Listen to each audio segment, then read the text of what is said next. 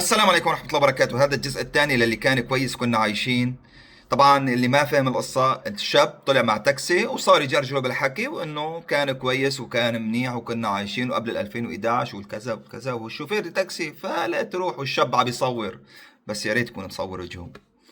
تابعوا الفيديو للآخر والله يعطيكم العافية واسمعوا.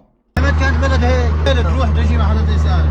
ايه والله وينك؟ كانت العام تطلع الساعة 3 بالليل، مشت البنات يرجعوا الساعة 4 الصبح على البيت. يا اخي كان بلدنا أأمن بلد من الوطن العربي. صح. والله انا بدي ارجع اهرب برا البلد.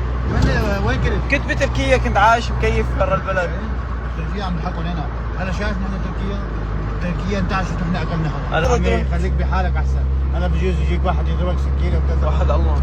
في هيك شيء؟ هذا ايه انا او شو بعض. وحد الله. مستحيل. انا هذول جماعه ضد مكيفين يتركوك انت تتظاهر انت هلا شو راح البلد باعك.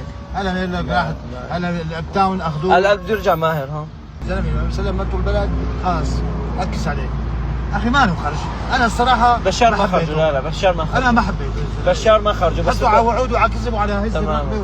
بشار ما خرجوا بس ترى ماهر اشجع منه. ها ماهر ايه موضوع ماهر قبضاي مسمين الاعتصام قال بدنا نعيش. ايه بدنا نعيش. ما كان في سجون، السجون كانت فاضيه. لكنه كذب لعبه لعبه دوليه.